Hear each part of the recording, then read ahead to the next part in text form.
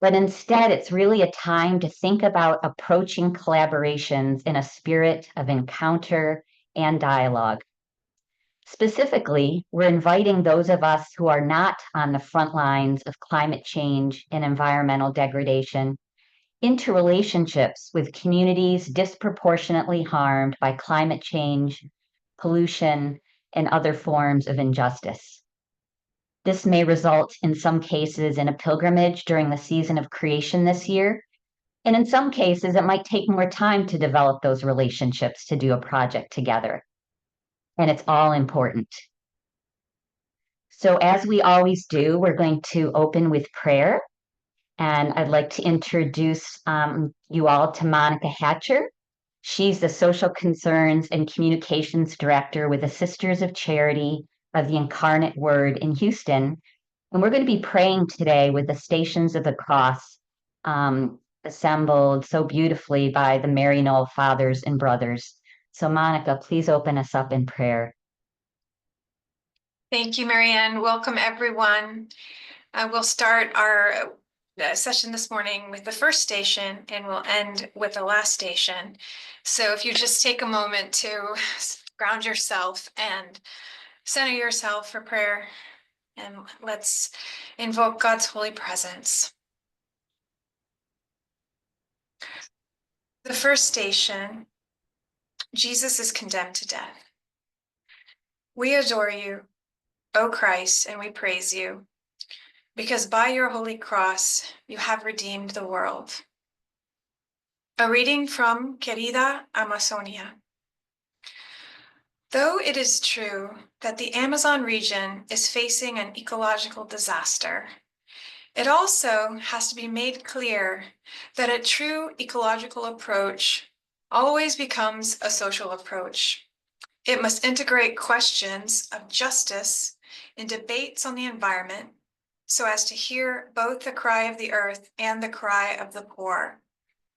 We do not need an environmentalism that is concerned for the biome but ignores the Amazonian peoples. By condemning Jesus to death, the powerful who were in control in his time shackled his hands and feet, taking away his self-determination. In our times, the people of the global majority must pay the price for the primary agents of the climate crisis. The poor, and especially those in the region of the Amazon, are condemned to suffer and die because of the greed of corporations and the apathy of politicians. Let us hear both the cry of the earth and the cry of the poor, as together we say, may we see Christ in the crucified people today, who disproportionately bear the burden of the climate crisis, which they have done the least to cause. Amen. Thank you so much, Monica. Appreciate you grounding us with that beautiful prayer. So we're first going to make sure that we all are on the same page about what is environmental justice and what do we mean by frontline communities. So I'm very happy to welcome Alexandra Carroll as our first presenter. She is director of the Catholic Campaign for Human Development, the official domestic and poverty agency of the bishops of the Catholic Church in the U.S. CCHD provides grants to self-help community organizations and economic development initiatives to address the causes of poverty in low-income communities. Welcome, Alexandra, and thank you. Thanks, Marianne. It's good to be with you all. I recognize some familiar faces on here, but for those who I do not know, it's great to meet you all. As Marianne said, I'm Alexandra Carroll, the director of the Catholic Campaign for Human Development, which I'll talk a little bit more about in a bit, but I just want to spend a couple minutes. I was asked to just give a brief introduction to what environmental justice is, why, as a church, it's something that we care about and we are involved in, and sort of give a little bit of a guiding introduction to this webinar. So, when we talk about environmental justice, we're talking about more than pollution, climate change, care for creation. We're talking about a people's right to live, work, and pray in safe, healthy environments. We're talking about the right to clean water, clean air, access to land and food. We're mostly talking about communities, often poor, often Black, Brown, Indigenous, immigrant, who have borne the brunt of environmental harm and exclusions from the decisions that affect them most. Environmental justice is both, it's a movement, and I would also argue that as Catholics, it's a moral imperative. It confronts the intertwined systems of racism, poverty, ecological degradation, and invites us, especially as people of faith, to see creation and community as fundamentally linked. Now, just for a brief historical overview of the movement and the modern movement, we'll go to the next slide. So folks are moving. The modern movement can be traced to the 1980s in Warren County, North Carolina, and when Black residents protested the sitting of a toxic landfill in their rural community. The protest ultimately didn't stop the building of the landfill, but it galvanized national awareness about environmental racism. That's sort of the modern movement, but I think it's important to acknowledge that the roots of this movement go much deeper and much broader. Indigenous communities have long defended land, water, and ecological balance, not just as resources, but as kin. Their leadership in protecting sacred lands, resisting pipelines, and calling for stewardship is central to the movement for environmental justice. African American communities and urban centers are organizing against industrial pollution and toxic dumping. They've been doing it for decades before the Warren County protests. So things around the civil rights area sanitation strikes in Memphis, which fought for both labor rights but also clean working conditions. Farm worker communities, including the work of Doris Huerta and Cesar Chavez, fought for pesticide regulation and protection from environmental toxins in fields. In Appalachia, rural communities resisted mountaintop removal, coal mining that destroyed ecosystems and human health. So this isn't really just a single movement. It is a cross-racial, cross-regional, cross-generational movement that insists that environmental protection and human dignity go hand in hand. In the late 1980s and early 90s, researchers like Dr. Robert Gould provided the data to prove that what communities had long been saying, that toxic facilities, landfills, industrial pollution were disproportionately placed in poor and minority communities. And faith communities, including many Catholic parishes and dioceses, began organizing in response to these injustices. Now, to go a little bit into Catholic teaching and why this is something that we care about, is not just environmental justice, is not just a political or scientific issue. It is a deeply moral and spiritual concern. Catholic social teaching gives us this rich foundation, as many of you are, I'm sure, familiar with, for engaging in this work. I want to focus particularly on solidarity and preferential option for the poor today. Solidarity calls us to encounter and walk with one another, not from a distance, but in relationship. It's more than compassion, right? We all know this, it's commitment. Pope Francis has a really beautiful quote in Fratelli Tutti about solidarity is about making history. It insists that we cannot remain neutral in the face of injustice. We are one body, and the wounds of some are the concern of all. Solidarity moves us beyond charity to a shared struggle and mutual responsibility. And that is intimately connected to the preferential option for the poor. As we all know, a basic moral test for how our society is doing is by looking at the quality of life of the most vulnerable members. This tenet of Catholic social teaching reminds us that the needs of the most vulnerable must take priority in our decision making. This means lifting up the voices and leadership of those who are most impacted, not out of pity, but out of recognition of their dignity and agency. It also means naming and confronting the social and environmental conditions that deny people a right to flourish. So I want to underscore this because I think I don't hear about preferential option for the poor as much as I wish I did in spaces, but Catholic social teaching really insists that we reorder our priorities. placing the voices and leadership of those most impacted at the center. This also ties into subsidiarity, right? As Pope Francis writes, unless we struggle with these deeper issues, I do not believe that our concern for ecology will produce significant results. That's in Laudato Si. This is at the heart of environmental justice, that the ecological harm is inseparable from our work for a just community. And so any truly faithful response must begin with the lives and lived realities of those suffering from environmental racism, displacement, contaminated water, pollution, and extractive economies. And so the idea that decisions should be made at the level closest to those affected, the subsidiarity, is central to our role as Catholics, not to dominate from and dictate from a distance, but to empower and accompany frontline communities as they pursue justice on their own terms. Environmental justice from a Catholic perspective is not a side issue, but is central to our discipleship. It's about loving our neighbor, honoring the dignity of every person, and caring for God's creation, not in theory, but in practice right now. I want to give a few examples of what that looks like from the work that I do. So as Marianne mentioned, I'm the director of the Catholic Campaign for Human Development. And again, I know there's some familiar folks here. CCHD is the domestic anti-poverty program of the U.S. bishops. For over 50 years, we've funded and accompanied grassroots organizations led by low-income people, empowering them to create long-term solutions to poverty and injustice in their communities. And for us, environmental justice is not separate from this mission. It's central to it. And we see more and more organizations that we are giving grants to are focusing on work around environmental justice. Housing, health, food access, public infrastructure are all shaped by environmental conditions. And that's why we're so proud to support the work of these groups and communities, seeing that organizations are working at these intersections of poverty, racial equity, and ecological justice. So I just want to list a few examples of groups around the country that we're currently funding that are doing this amazing work. So first one is South Baltimore Community Land Trust in Baltimore.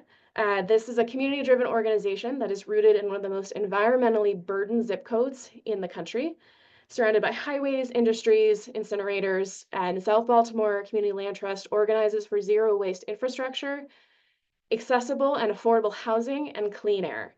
So they're doing it all, right? They primarily, they're first as a community land trust, they're providing affordable and accessible housing. They're helping people to build wealth by owning a home, but their vision is bigger than that. It's for a just transition. They want residents to lead the shift from toxic land use to sustainable, people-centered development. So they're now getting involved in organizing for environmental justice, in addition to providing community with homes and empowering them in that way as well.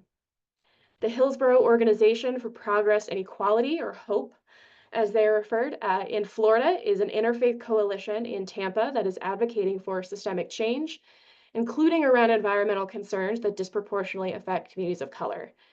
Their environmental justice work includes organizing for equitable flood migration and stormwater infrastructure, holding city officials accountable to climate adaptation policies that protect vulnerable neighborhoods. And as many of you probably are familiar with, in a place like Florida, that's a really big concern for many folks. And so they're really trying to address how can we make sure that the least of these have the same ability to adapt and mitigate the impacts of climate change as others.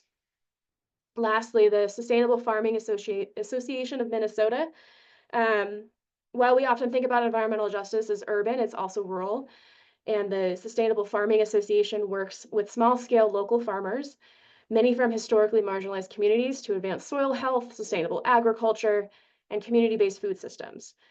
By training farmers in regenerative practices, they're combating environmental degradation while building up food sovereignty and economic resilience. In each of these examples, and these are just one of many, or three of many, CCHD support helps these communities to build power and sustainability from the ground up, transforming systems that have long exploited both people and the environment. So where does this, as examples, leave us? I want to spend just my remaining time with a few insights into the work ahead, listening, following, and investing in frontline leadership. If you're here today, you're interested in doing a pilgrimage, you're likely care deeply about this work, about environmental justice, and wondering, how do I engage? I just want to lend a few, I am not an expert in this, but I want to lend a few insights from what we see with our work with community groups and CCHD. And I would say whether you're part of a parish, a diocese, a nonprofit, or simply discerning how to act as a Catholic, there are three ways that I would invite you to think about deepening your commitment. Be a listener before a leader. Frontline communities, those who live closest to environmental harm, they're experts in their own experience. Um, they need partnerships. They need partnerships with humility, consistency, and trust. Um, which is a big one. I'd say all three of those. How ask yourself whose voices are missing from these conversations? Whose expertise are we overlooking? A second one, build long-term relationships, not just quick interventions. One thing we see from all of our organizations that we work with is that this work takes time, decades in many places. It's not about just a quick fix coming in, doing a photo op, having a quick protest. It's about showing up over and over again, asking how you can support what's already being built, how you can give your time, resources, and your advocacy and your voice with aligning with these priorities that they've identified. And lastly, reflect on your own community's role and responsibility. I think especially something like environmental justice, we know it doesn't just happen somewhere else, but it happens in our communities. Whether your own unique community is affected or benefits from unjust systems, we're all connected. If the incinerator isn't in my community, it's in someone else's community. So that means all of us, right? Especially those of us who have privilege or access to resources, we have a huge role to play in repairing the harm that's been committed. Pope Francis reminds us that this ecological conversion isn't just about the planet, it's about how we see and treat one another. And it demands that we don't just act for frontline communities, but with them and under their leadership. The work ahead is not only environmental, it's relational, spiritual, and structural, and it requires all of us. And with that, just gave you a whole bunch very quickly. I want to leave with just inviting you all to recognize that this work's really complex, but it's not optional, and encourage you to think about how you can get engaged with the realities that the frontline communities in your area are facing. And this work's already underway. I would say, as someone who sees this work happen every day, it's very much underway already, and invite you to get a part of it. And on the next slide, you'll see my email. If you have any questions, feel free to contact me. And if you want to learn more about CCHD, I invite you to go to povertyusa.org. And just thank you all for your work. And yeah, thank you very much, Marianne. I'll pass it back to you. Thank you so much, Alexandra. That's so helpful. Such a good overview of environmental justice and how we can be part of that movement. So we're going to move into that from that overview into exploring how to enter into these collaborations in the spirit of encounter. And so pleased to welcome Ray Almanza. He's the Mission Formation Minister for the Maryknoll Fathers and Brothers. He serves in the region of Southern California, leads the young adult outreach team, and collaborates with Hispanic Ministry Outreach. You're so welcome, Ray. Please join us. Thank you, Marianne. So let me just get these slides up. Yeah, that was a very excellent overview of some of the high level stuff with Catholic social teaching, how that applies, how it intersects, and the overview of environmental justice. And it may be intimidating to try to take that and say, well, now how do I take that and what does it look like in action? And so what I want to share with you is hopefully going to help you make this a little bit more digestible into some small steps.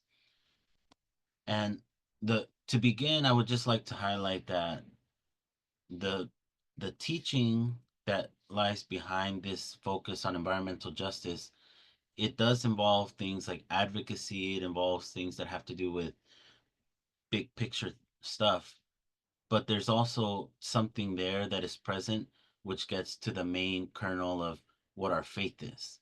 everything really boils down to some really basic elements that are found in the gospel. And if we look at Jesus's encounters in the gospel, we see how he has this parable of the Good Samaritan, the encounter with the woman at the well, when he encounters a sick person. There, we begin to discern that there is a type of framework that we can extrapolate from these encounters, and then we can use that as a model. And so my work is with Maryknoll Fathers and Brothers. They are a mission society. They're the Catholic Foreign Mission Society of America. And the benefit of being in this type of work with this community is that there is a lot of cross-cultural encounter that happens all the time. It's really baked into our everyday life, what we do. I can't imagine doing any kind of mission work where there's not this kind of encounter every day. It's really the essence of it. And one of the benefits of working with Maryknoll has been to see some of these areas of expertise highlighted in a practical way through things that we do like immersion trips, formation programs.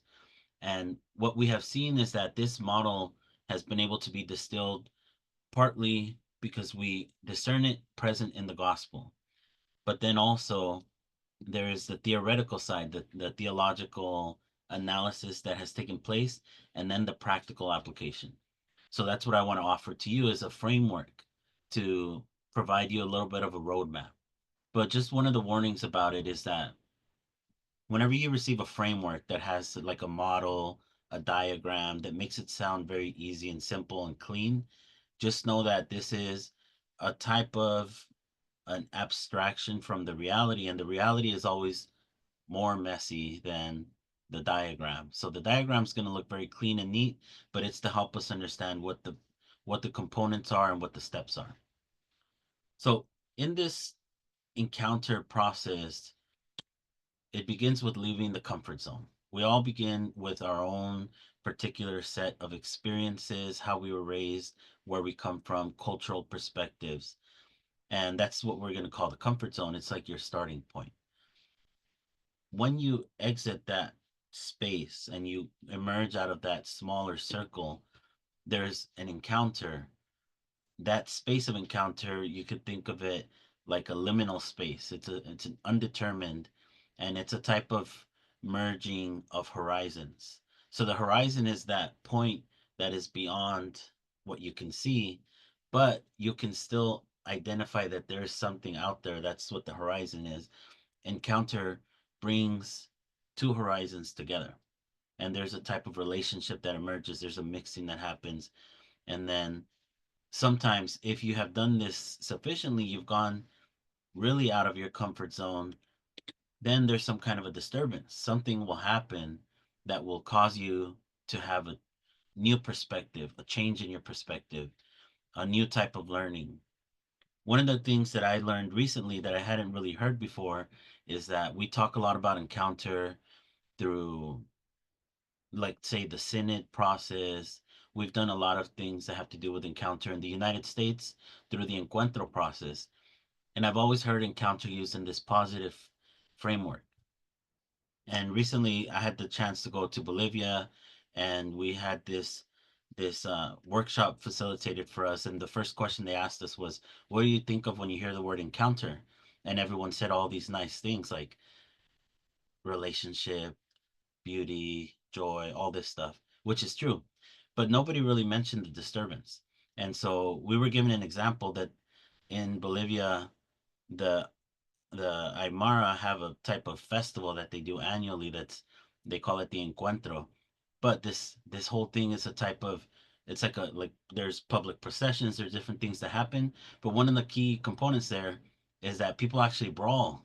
They like fight each other, especially if there's somebody that had a conflict in the community.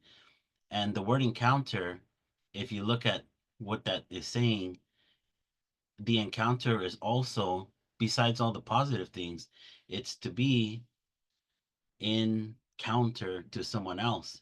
If I'm myself with my identity, my perspectives, and my ideas, and I have an encounter with a person who's different than me, then regardless of if I want to approach this in a really good way, positive way, there's still difference. And difference has to have a butting up against. There has to be something upon which I can reflect my own particularities and they reflect on me. And so the encounter contains both of these things. One of the things that emerges is a type of disturbance. The next step from that is, how do you respond? How do you go about responding to this? And in order to respond, there's a discernment. What am I being called to? What am I learning? What is the piece that I have to contribute here? And that leads me into what kind of action I can do. The action can take place as accompaniment, service, advocacy, any type of response that emerges from that discernment. If all of this goes well, if you continue, you navigate the disturbance well, you do not retreat, you get through it, you grow, there's transformation, and then the final objective, or what happens if this does go along well, is that there's joy. So from those encounters that we see in the gospel, there's always a going forth in joy. And then you arrive at a new starting point, a new type of comfort zone, which hopefully that small circle has expanded a bit. So that's kind of the basic process. To boil it down to three main steps, just to help it be a little more memorable, I bolded those three main words. The process proceeds by encounter, disturbance, response. You have the encounter, requires you to leave the comfort zone. There's a disturbance and something happens there when the disturbance occurs. You have options of which way to go from there. And then the response. How do you respond to this? If it all goes well, mutual transformation and joy. One of the things that we have added to this is that disturbance piece is key. That's something that we all have to think about when you go out to engage a frontline community, especially if it happens to be a community that you're not a part of. You might want to prepare yourself for what kind of encounters can happen. For example, one of the encounters that we facilitate through our immersion trips is bringing people mostly from the United States to have an experience in South Dakota with the Lakota people. That trip is we do immersion trips to mission sites normally. This is a new one that has happened in recent years. And when it first was being planned, we were working with a partner who's in the community, and he went to the elders and asked them, what do you think of this, like of us doing this? And the elders told him, we don't think this is a good idea. So one of the encounters that happens is there's a difficulty because of past injury that has happened. So to bring a group of people from the outside into a community that has been injured, probably by people that look like us or like you, then you're going to have some kind of disturbance. Ultimately, we were able to work this out with them, and that trip has become our most popular trip. That's the one that always has a wait list. Even though we go to all parts of the world, distant parts of the world, going to South Dakota is the place that people are really interested in having this experience, and it's been very fruitful in healing the relationship, especially with the Marino partners that we have, and then the community there of the Lakota people. So one of the things that we've added through our experience in seeing this play out is some detail to those steps. What happens when you do this, when you leave the comfort zone? You have encounters, there's a type of disturbance. This is the point where we say something can happen, but what specifically happens? If it goes if it goes either the wrong way, or if it fails to launch at all, you encounter the F's, the four F's. And these are your natural responses to things like fear. Is fight or flight.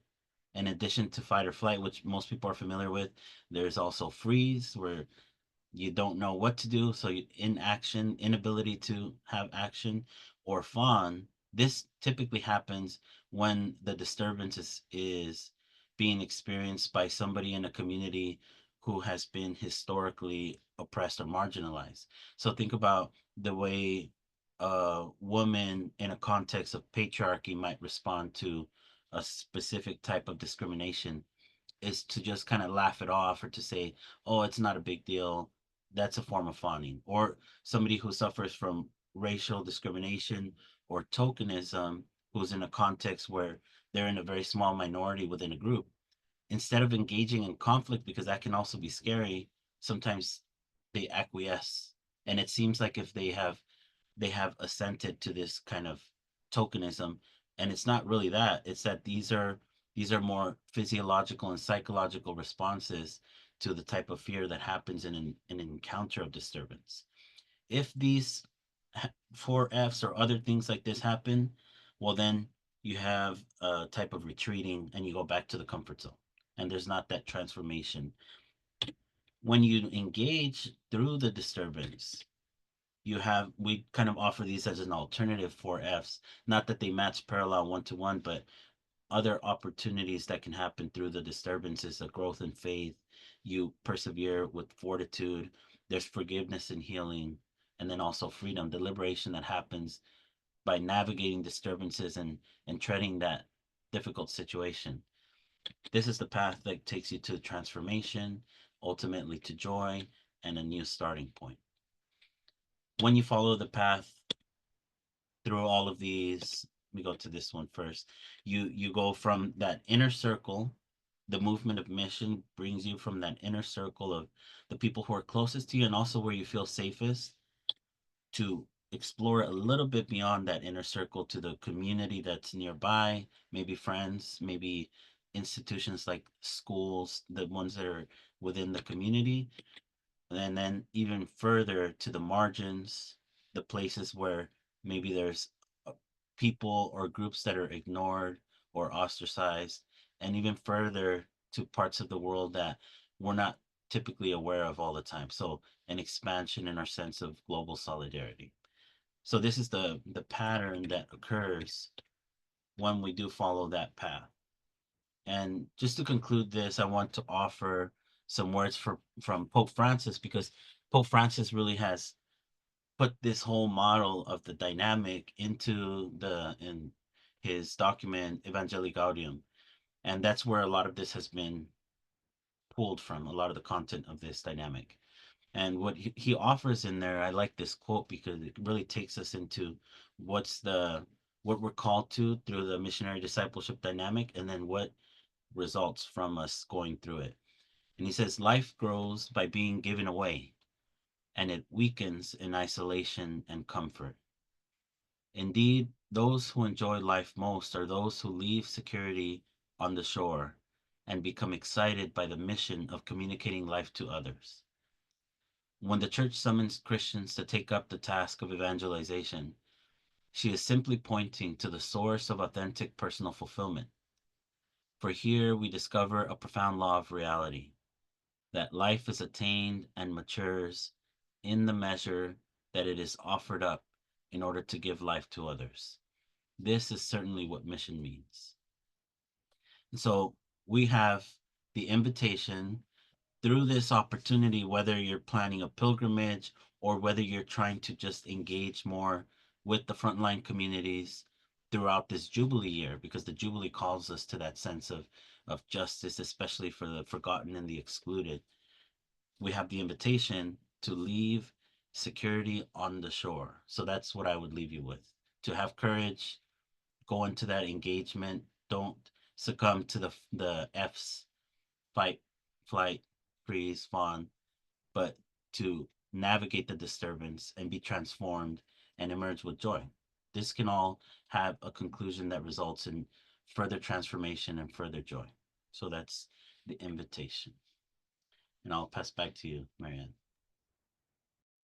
Wow. Thank you, Ray. That was so helpful in really opening us up into encounter, into relationship at a very deep level, and realizing what that calls us to in a very deep way. So grateful for you. And I will be asking you later if you would be willing to share the slides, because I'm sure people would love to be able to spend a little more time with that and do some deeper reflection. So thank you so much. Definitely, I will share. Great, thank you. So we've learned about environmental justice. We've experienced and been invited into this experience of encounter and disturbance and then response so that we can move forward in joy. And now we're going to have just a fabulous conversation with some organizers who are going to share about their environmental justice work, the encounters that they have been part of, and what good collaboration looks like from their vantage point. And so very happy to have facilitating this conversation, Ogechia Calaberry, a community organizer and the director of youth and young adult ministry at St. Rose of Lima Church in Gaithersburg, Maryland, which is in the Archdiocese of Washington, D.C. Ogechi, I turn it over to you and so looking forward to this conversation. Thank you so much for having me, and I'm looking forward to it as well. Before we begin, I would love to introduce our panelists. First, we have Deadira D. Arellano, who's a longtime community organizer from Houston, Texas, and she's worked in Texas and California to help communities strengthen local organizing efforts and build intersectional power. Dee has worked on environmental justice, immigration rights, labor rights, ethnic studies, and education for education justice. Her role at Tejas helps create balance and foster a multi-generational environmental justice organization which honors our roots towards a future with many voices. We have Delia Barajas, who is an associate with the Sisters of Mercy and an organizer in Cicero, Illinois. She has been advocating for many years for the well-being of her community, which faces flooding and water quality issues.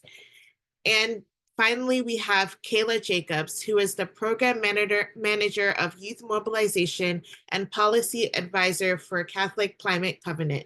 In her roles, she works with Catholics of all ages across the country to advocate for our common home. So I would like to first start with Delia.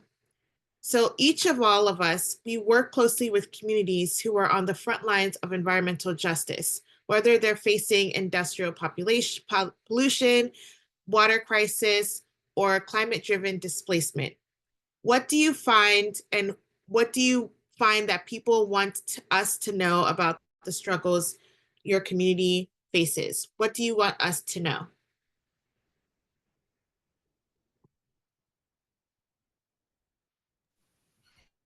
Thank you, everyone, for having me today. I might have to put my camera up because my internet is coming in and out, so I want to apologize for that. So I moved from Chicago due to gentrification. Many Latino families were displaced during the 1990s. We needed to find somewhere affordable for our family of 8. This is how our family ended up in Cicero, Illinois. This is where I learned what living in an environmentally racist community is like. With no training in environmental law, I learned quickly that institutions did not care what Black, Indigenous people of color were exposed to. The lead in our drinking water, lead paint, lead in the soil, breathing toxic chemicals. Not one institution informed my community the dangers we lived in. The burden falls on frontline workers to read, research, and learn who has jurisdiction over the harms and trauma committed to our children and families.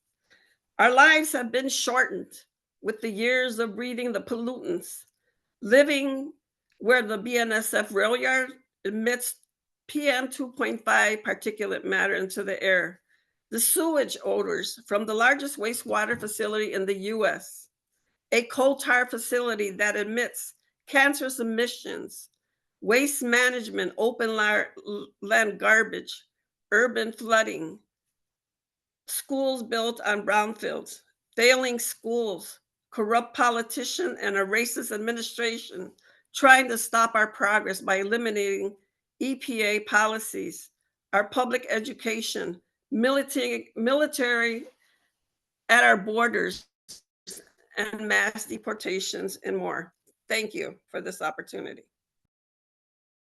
Thank you so much, Delia, for sharing. And in listing out the issues that and the struggles of your community, you can see that it's not just one, it's multifaceted, including the environmental struggles, but also the other factors that continue to harm your community. Next question is, well, first we understand, and we've learned earlier today, that pilgrimages begin with listening. So how do you center the voices and leadership of these communities in your organizing efforts? And how can allies walk in solidarity instead of leading the way? I would like to start with Dee. Hey, Ogechi, can you hear me? Okay, great. Oh, that is a lot of what Delia shared with us. I really acknowledge that. And it's yeah. When we're talking about working alongside one another, and this goes back to what Ray was saying, which is acompañamiento or accompaniment, that is the work. It's accompanying residents.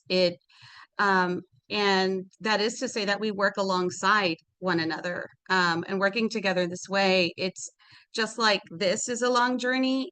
Working together is a long journey. It's filled with a lot of perspectives. It's filled with a lot of lived experiences.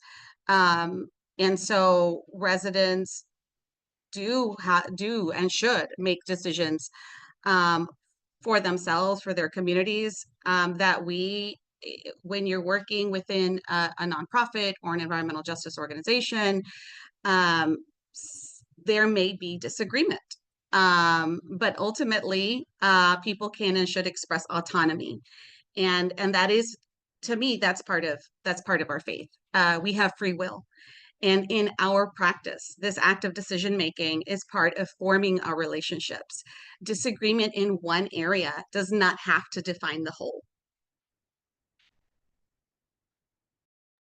I appreciate that you mentioned something that Ray mentioned earlier, the tension that's created from really intentional relationships. Just like any relationship you have, it's not always in agreement. It's not always positive. There might be ups and downs. Some of that caused from past trauma or mistrust, but that continued long-term relationship means that you continue to work past those tense moments. For Kayla, how has the Catholic Climate Covenant built a relationship with Rise St. James in Louisiana? Are there lessons that other groups might want to learn in how you engaged? Sure. I first want to start with just like I've lived in environmental justice communities and I've worked in a lot of them, but I also want to note that I'm not an expert and also that every environmental justice community is different and has its own unique needs. And so, I've never lived in Cancer Alley where Rise St. James is based, but I have visited and I've worked with them, but I don't speak. I just want to make sure that's clear that I don't speak for them. But I could speak on from our perspective. So yeah, I was asked to speak about our relationship that we've built with Rise St. James. Cancer Alley is probably one of the most well-known environmental justice communities in the U.S. at the moment. Their main community organizer, Sharon Levine, is like a rock star, and like everybody knows who she is in the movement for good reason. She's doing amazing work. But for those of you who don't know the region, it's a region in Louisiana, primarily rural Black community, and in a very small amount of space, there are 12 petrochemical plants. And as a result of those plants being there, the local community has suffered a lot of abnormal like cancer rates, birth defects. I was just there and they're sharing that even like mental health issues are huge because so many of them have lost family members to cancer. So it's just like a whole list of horrible things as a result to these companies' presence there. And so a few things I just wanted to share. I mean, also Alexandra mentioned some like good tips. So I also have just like a few tips. So one is consistency. We just had like an event there like a week ago, but it took us like years of going down to visit, having one-on-ones, collaborating before we were in a position to be able to co-host an event with them there. So, in terms of like these pilgrimages, like we're encouraging those to happen soon, you know, in the season of creation. That might not give you a lot of time to build relationships yet, but I recommend if you are planning on doing a pilgrimage in an environmental justice community to make sure it's not just the pilgrimage and that you stick around afterwards too and have consistent relationship with people. Another main goal of ours as like outsiders working with this community is to help them build more capacity. They are a small group of people, but community organizing 101 is that you need to build capacity and get more allies. And so we use our position as people who have some church connections and whatnot to help build more capacity for them locally. So this conference that we just held there last week, we focused on the health effects of women and unborn babies in the hopes of getting more of our pro-life brothers and sisters involved in their fight in Cancer Alley. And so our crowd consisted of like the bishop, the director of the Louisiana Right to Life, college students, professors, community organizers. It was a very interesting mix of people in the hopes that we build more capacity for them there. And then the last thing is just always make it like collaborative. Don't just like put on your own event or pilgrimage in their neighborhood and like invite somebody to come and speak, you know, but have them around the table in terms of planning. Like we had Rice St. James leaders part of the whole planning of the conference that we just held there. Sharon Levine is also on our board. And we also have had some co-funding experiences with them where we you know, they don't have their nonprofit status yet, and we've, you know, worked with them in grants where they've benefited from it, and so have we. Thank you so much for the examples that you gave. First, talking about, once again, that compounding health factors that influence how those communities are able to thrive, but also speaking on the consistency and relationship. We're talking about pilgrimages, which might seem like a one-time event, but this is a long-term relationship that we would love to see. And this pilgrimage is only a part of that long-term relationship. Speaking of relationships, D, we have many key elements that have already been mentioned in effective organizing and justice building. What do you feel are some of the key ingredients for authentic and mutual relationships? Yeah, I sat with that question for a bit because there's so many, right? It's just like you have many tools in the toolbox. And so what do you want to highlight? But I guess and I can speak to the work that we do. So what is working for us now? And this is not meant to be prescriptive. And these are some of our best practices. Process over product, which is an important consideration. I heard a little bit of that in what Kayla said. We strive for deep relationships to withstand time and help navigate difficult moments. We're going back to the long journey, right? We're also centering community care, organizing that incorporates a time to offer one another the time they need to sit with things and respond with care. We heard some of that from Ray earlier when we were talking about encounter, respond. And sometimes that response isn't going to come right away, even though people ask for it. Like if there is a disturbance, right? And people say, okay, let's have a meeting. We want to talk about the disturbance. That request might come from the outside and you might be ready to go as a facilitator. And you're like, okay, y'all wanted to talk about the disturbance.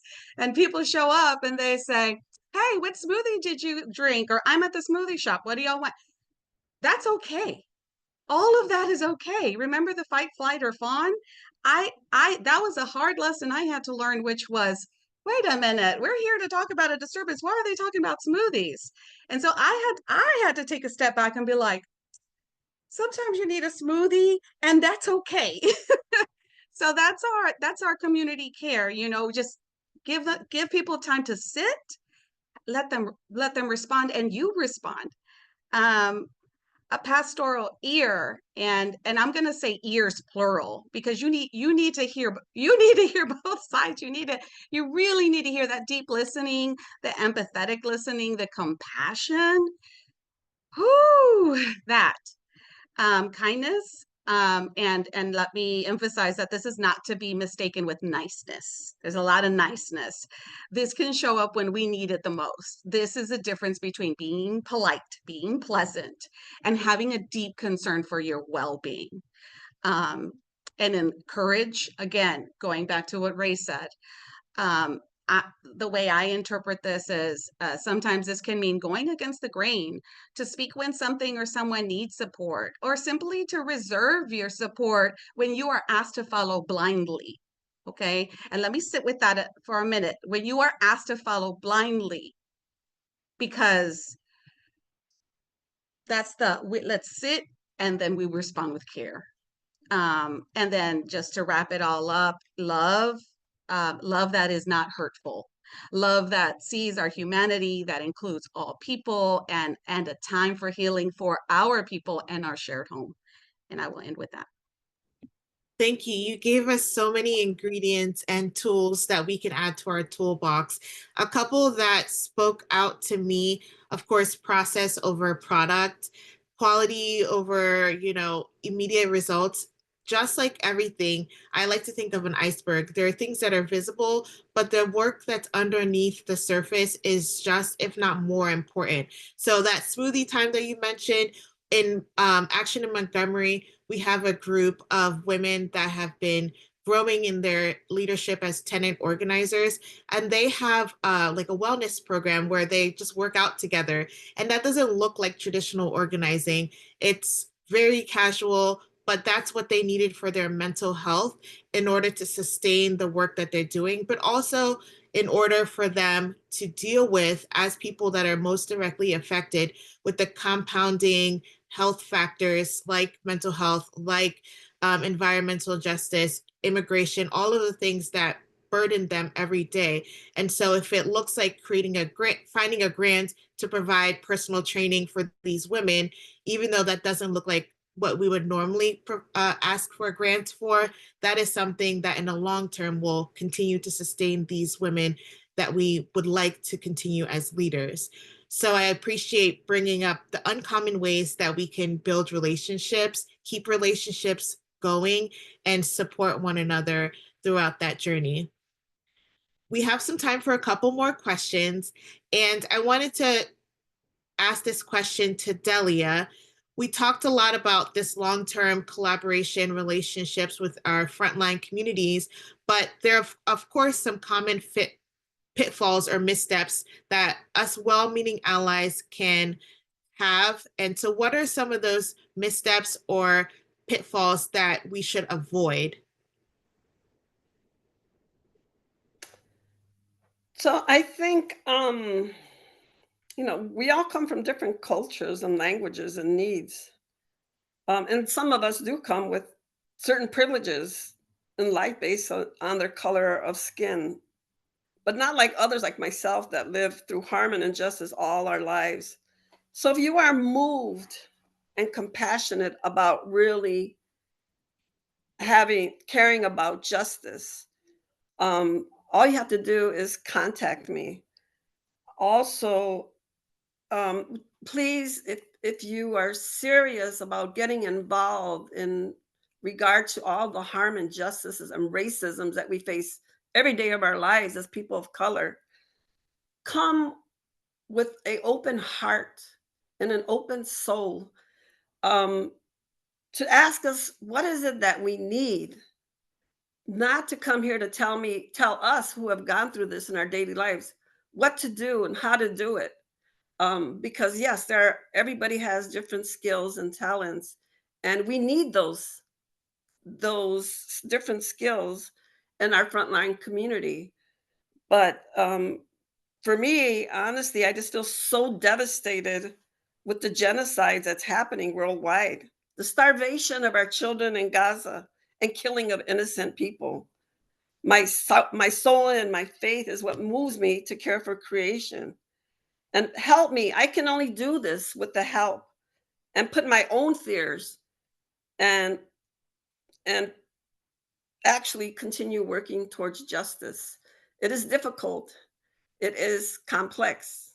It is a lot of work, but with our solidarity together as brothers and sisters, no matter crossing the lines of religion as well, because that to me is so important. Because I'm Catholic, but that does not mean that other religions are open. Pope Francis tells us this is our earth.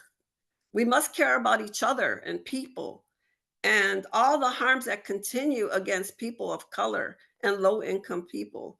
So I ask you to, if you are serious about making change and learning, and I can learn from you all as well, is to please come and offer your skills, but do not come here and try to tell us how to do things, because we are the ones who experience all these harms. So we know what is it that is needed in our community.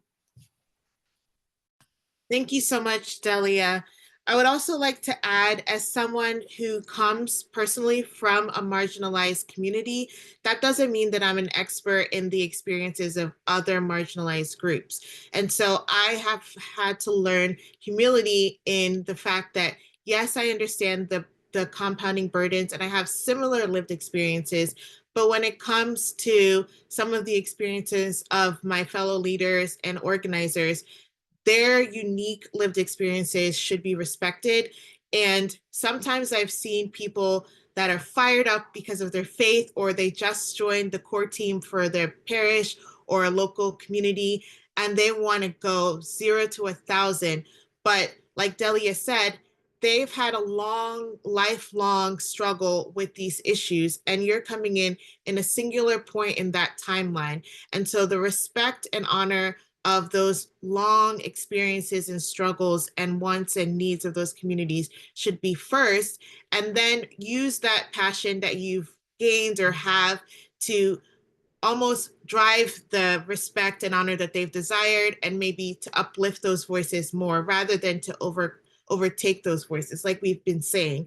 I saw some comments directed to me in the chat, and I wanted to highlight a little bit more about Action in Montgomery's environmental justice efforts. To be quite honest, personally, I had very little interest in climate justice. And that's not because I don't care about the biome, like we've talked about in the prayer earlier. And it's not because I don't care about animals or creation. It was because much of the conversation about climate justice and climate needs were coming from voices and people that did not look like me, did not have similar experiences to me. And they also seem to be very abstract. But through the organizing that I've done with Action in Montgomery and meeting a lot of women in the urban areas, I recognize the connection between health, mold, and other safety issues and the environment, and how that combines to what I felt was important with housing and tenant needs that I was already passionate. And so that listening, that relationship building is what has made me more passionate about climate justice. But I understand that I'm entering into this now, whereas people might have been passionate or living that stress long before I decided to join in the fight. So some pitfalls can be not recognizing your place, if you will, and respecting the place and experiences of others before. And last question, I would be remiss if we didn't talk about faith. And Delia already pointed to this, that her faith drives her to this work, and it drives many of us to this work. The theme of Pilgrimage of Hope for Creation invites us to approach environmental action as both a spiritual and justice-centered journey. How do you see faith, spirituality, or cultural tradition sustaining your work for climate justice? Anyone that would like to answer can jump in. I can start. Um, the climate crisis and a lot of like environmental justice situation, like the climate crisis is like huge and like seems like impossible sometimes. And then in environmental justice situations, it often also feels the same. Like it's low income community of colors against huge corporations that have a lot of power and donate a lot of money to gain that power, like David and Goliath situation. And so I often think about people who don't approach it in a from a faith perspective, because I just can't imagine having any sense of hope without the hope that God gives us. It would just be so much harder without, the hope of faith. And so for me, it's just fundamental in the work that I do, not only for not only because it's like key principles of the Catholic faith that I practice, to like care for God's creation, care for the poor and vulnerable,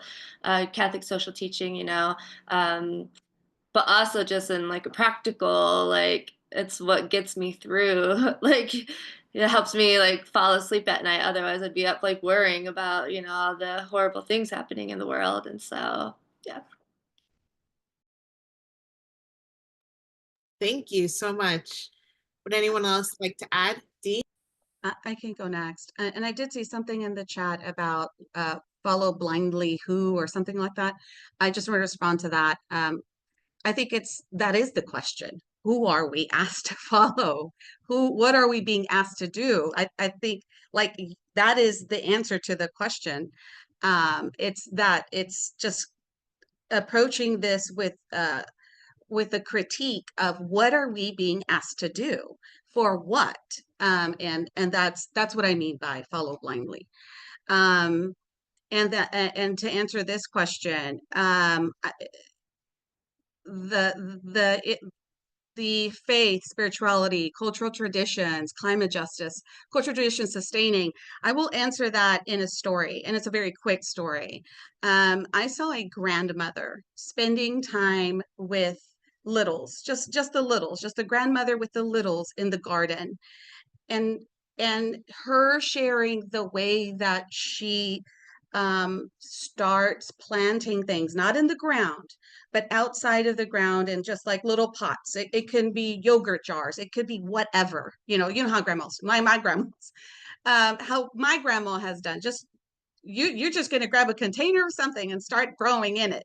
That was the moment. And so all of this stuff, without breaking it down academically or any kind of way, that's what that is. That is climate justice. That is cultural tradition sustaining. That is spiritual. That is faith. It is the wisdom being passed down from one generation to the other and allowing that to happen. And I said to the person that was next to, I said, do you see that? Oh yeah, that's just they just, they're doing their thing. And I'm like, no, but you slow down and look at what they're doing, because they are not teaching that in school. They are not taking the time to slow down and teach these littles how to appreciate.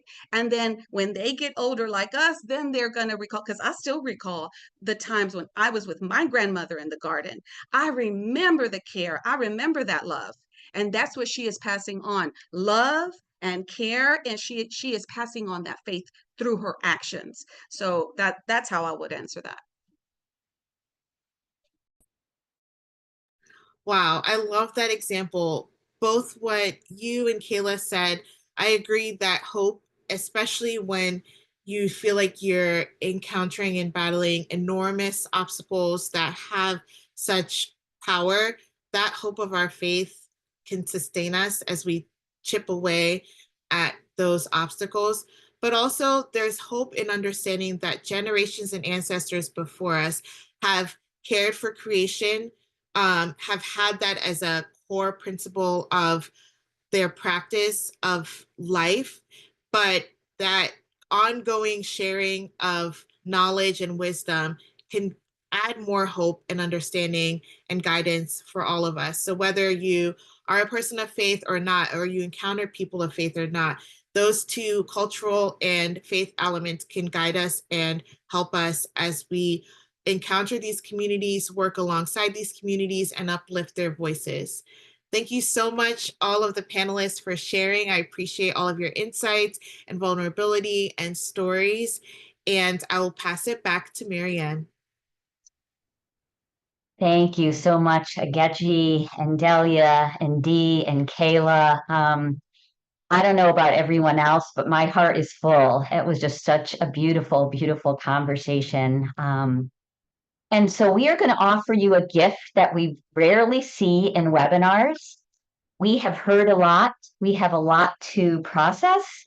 And we are going to give you the gift of a few minutes of quiet reflection, just to sit with what you heard, what is stirring in your heart.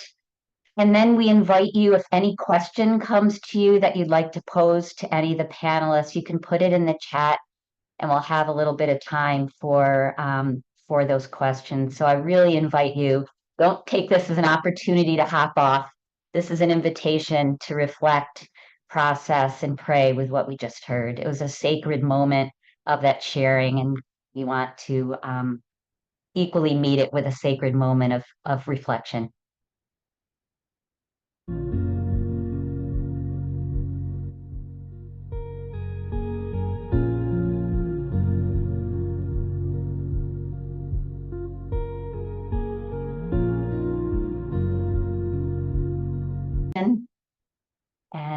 And invite everyone back together. And again, if you have any questions, please post them in the chat. I'd also welcome you to share in the chat an insight, something that has most touched you about our time together so far, a learning that you want to carry with you, just so we can be in community with one another and hold each other's learnings, hopes, and desires as we move through our day after this program.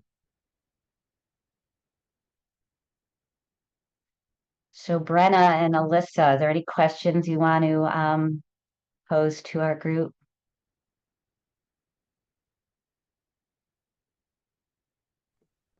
I can hop in with the first question from Joe, which was just a hearing that we need to put people most impacted at the center of environmental concern, and a statement that our youth are most impacted in future generations. And so how do we put them at the center? I can start. So I run a high school program for students across the country. And the principles of that program, or like the main goals, I guess, to build youth leadership, to build community, and to take climate action together. So the students meet throughout the school year for formation, hear from experts in the field. But then I also we give them a lot of say and like what they want to focus on, or how they want to do things, to really, like, I view myself in that role as like a as just like a servant leader, like I send the links, take the notes, like do all that stuff, but I like have them like really run the program. So I think that's part of it. And so there are practical things, like a lot of like adults who want youth involved, like still schedule their meetings like in the middle of the day on a school day, or like plan events on Saturdays when kids have sporting event. So like there are things like that to consider if you really want youth involvement. I also just want to share about the youth in these environmental justice communities and frontline communities. I spoke at a Crystal Ray school in this fall semester, and we put their address in the environmental justice map. And I felt horrible afterwards because it wasn't the most considerate way, basically, for all of us to realize that they're in a very toxic area. And so we put their school's address in the map, and it turns out they're in a environmental justice community with very poor water and air quality.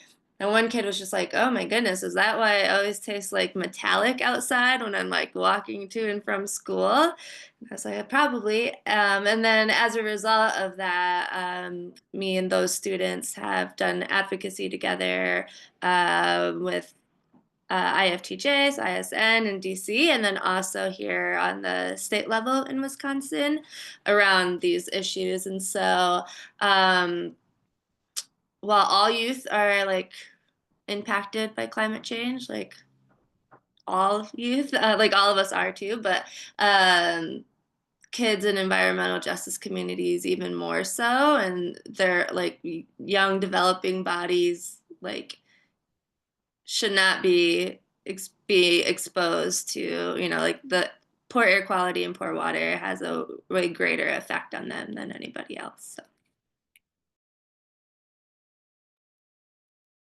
Thank you, Kayla. We did also get another question in the chat from Elena. Is how do you feel when you know you are on the right path? What is your indication as you navigate the waters of the unknown and perhaps the turbulence that occurs?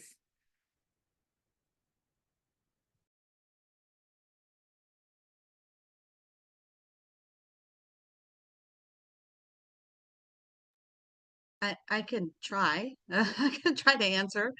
I think it's knowing that the group, whatever the group consists of, it can be 2 or 3 people, it can be folks are joining every day.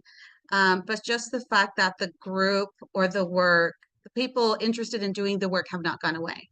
And so there was really important work happening during COVID. And so although we started moving away from the in-person meetings, we said, okay, we know what conference calls are. Now let's try to figure out Zoom. And so we're figuring this thing out, and we may not know what we're doing, but we had people that were interested in figuring it out. And that's the key there is, for me, knowing that I'm on the right path is knowing that the group still wants to do this work. Like I'm still getting calls like, hey, when are we going to meet again? So when people are asking you, when are we going to meet again? When's the next meeting? When you're getting that interest, you're doing something right, because otherwise, why would they be looking for you, or why would they be wanting to regroup? Even when work has stopped, right? Because sometimes that happens and you get into a lull, right? You get up to, okay, we did this fight, and then now we're coming off of the fight and we're in a lull. It could be weeks, it could be months later, but if you get one person that comes back and they're like, hey, we haven't met anymore, are we going to meet again? That's like, bling, here it is. Like they're coming back. So yeah. Yeah, I'm wondering, Delia or Ogechi, if you have any response to that. How do you know you're on the right path in your work? For me, I That's think sometimes you never know, and that's okay. I feel like that's the journey of faith for me. I hope I'm doing the right thing, but I also know that a lot of organizing is planting seeds, like St. Oscar Romero was associated with planting seeds that we may not see the fruits of. And that's what I feel like with my work with youth and young adults, giving them knowledge and tools that they might use outside of my influence and outside of the parish, maybe when they go to college or in another city or town that they move to, and they realize that this issue is very prevalent to where they moved to. And they know, because they've learned about Catholic social teaching, they've learned tools to organize and build relationships, they can use those tools. So for me, sometimes the not knowing if it's working out when it comes to my relationship and working with youth and young adults is totally fine. But in organizing, one common practice is to do internal organizing. So revisiting what our structures are. Do we have leadership that matches the issues that we are interested in? Have we done another set of listening sessions to make sure that we are refreshing what the concerns of the community, especially the most marginalized parts of our community, desire, and then reevaluating our efforts. So the reevaluating process is another great tool of making sure that you're on the right path and you're meeting the needs of the community, not necessarily the needs that can be visually pleasurable to news outlets and people like that. Great, thank you. And Delia? I think I'm going to respond to a couple of the questions that I heard, and I don't want to be repetitive in what I heard from my other folks on the panel. Um, and that is also kind of a difficult question. How do you know when you're on the right path? I think for me, when local officials and county officials are resentful to the work we do, and what I do here in the community, a couple of situations that my own story I want to mention is um, when I went to the town of Cicero's council to question them about the violence that was happening to a young Latino male running for local office and um, their slate. It was a big machine running against local youth who were raised and went to school here, who are grassroots folks. I went to question the local officials in regards to the violence that took place with him and his family. Also, in regards to why not making Cicero a welcoming Cicero ordinance so ICE would not come into our communities and scare our people and pick them up and allowing them to come in. When I had 7 officers around surrounding me when I went to have these questions, is to me said, "You're on the right path, Debbia," because they don't want you to ask these difficult questions. When a brick was thrown into their family's home, and with the child that was only like 2 or 3 years old, and they had video of who did it, yet the town of Cicero has still failed to make sure that there is justice done because simply for the reason that you're running against the big machines. That's when I feel like I'm the right path. When I hear others, especially the youth, that honestly care and they belong to no religion and other religions that are non-denomination, that they listen and they hear and they're concerned about the same things you are not in any kind of faith-based organization or institution or churches, uh, they care. They want to be included in conversations, but they feel that they're not wanted because of their own beliefs of what they feel, what undocumented folks deal with every single day of their lives. What certain policies of this government put on our people of color and especially youth. When you're picked up from the university simply because what your last name is and stand up for what your beliefs in, that's when I feel that I'm on the right track and we'll continue this work. Thank you, Delia. Wow, words of wisdom. Thank you, and experience. So I'm going to invite Brenna Davis of Ignatian Solidarity to share a brief promo of something we are offering you, and then we are going to close our time with prayer together. So please, Brenna. Yeah, thank you to all of the speakers today for just all of the wisdom that you've shared. On the planning team for the Pilgrimages of Hope for Creation, this is breaking news. No one has seen it yet. We do have a toolkit available for anyone who is planning a pilgrimage. It has a discernment sheet to help you think through some of these questions, to do some network mapping, to think about authentic relationship, and then just a variety of resources to help you in your pilgrimage planning process.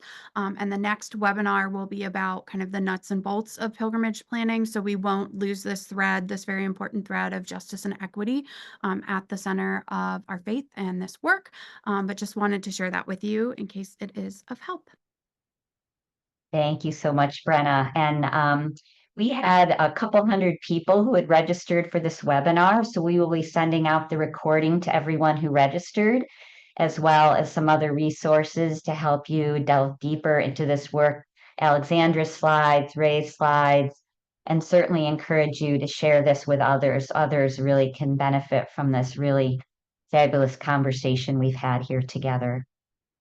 So we are going to close with the 14th station from the Maryknoll Fathers and Brothers Stations of the Cross. So Monica, please lead us in prayer.